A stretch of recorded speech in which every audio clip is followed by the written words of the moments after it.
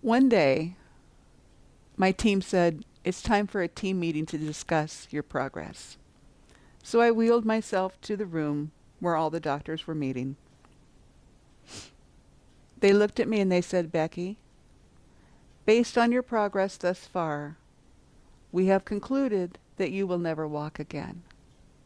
You have a 30% chance of recovery. But the truth is, you will never walk again."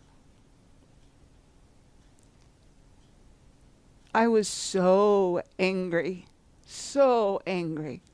I had been trying so hard to do everything they said. I had been dropped so many times. I had tried so hard to move, and nothing, nothing. And to be told that you will never walk again, I was angry. I didn't deserve that. I had followed God. I had done the things He told me to do. I had plans for my life. My plans did not involve a wheelchair. I was so angry as I wheeled myself back to the room, and I heard a voice say, Psalm 30. And I ignored it. And again the voice said, Psalm 30. Now I had no idea what Psalm 30 said, and I was in no mood to read my Bible. I climbed back into my bed as I had learned to transfer myself. My Bible was on the bedside table next to me. And I picked it up and I looked at it, and the voice said Psalm 30. I picked it up and I looked at it again. I said, no, I'm not going to. I'm not going to read this. I'm angry. I'm angry at you. I'm angry at you for putting me in this place. I had plans.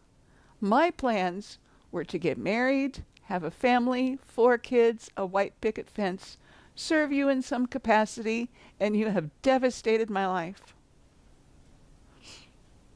I will never believe a word you say. I will not trust you. I am angry at you. Psalm 30. Psalm 30. I said no. I picked up my Bible and I flung it across the room. I had never spoken that way to God. That night, I was wrestling with God. And it is okay to wrestle with God. Psalm 30. My Bible was across the room. I transferred myself back into my wheelchair. I picked up a reacher stick that they had given to me.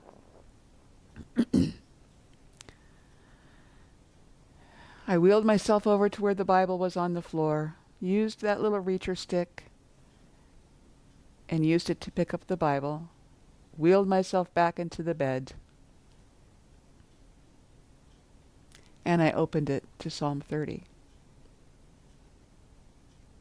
O Lord my God, I called to you for help, and you healed me.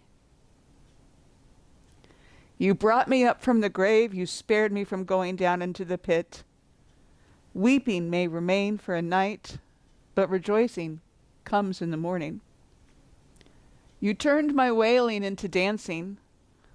My God, I will give you thanks forever.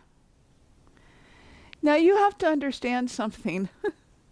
Then I heard Psalm 40. So I flipped the scriptures over and read, I waited patiently for the Lord. He turned to me and heard my cry. He lifted me out of the slimy pit, out of the mud and mire. He set my feet upon a rock and gave me a firm place to stand.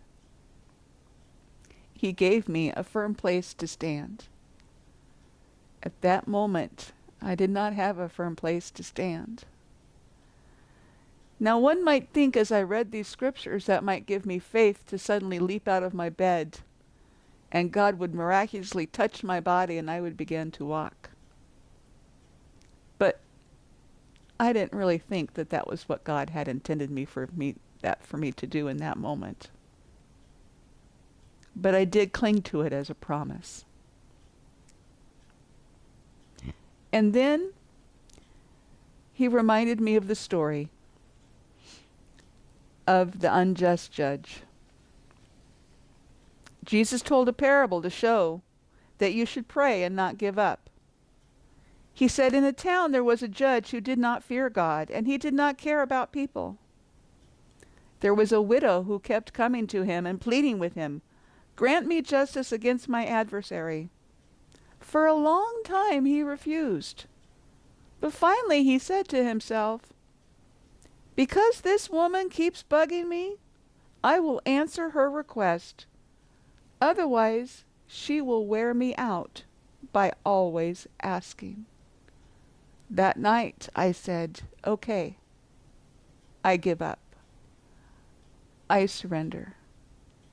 You can keep me in this chair for the rest of my life, and I will serve you. But I will bug you every day for the rest of my life for healing in my body. I will wear you out with my crying. I will not give up. I will seek your face, and I will bug you."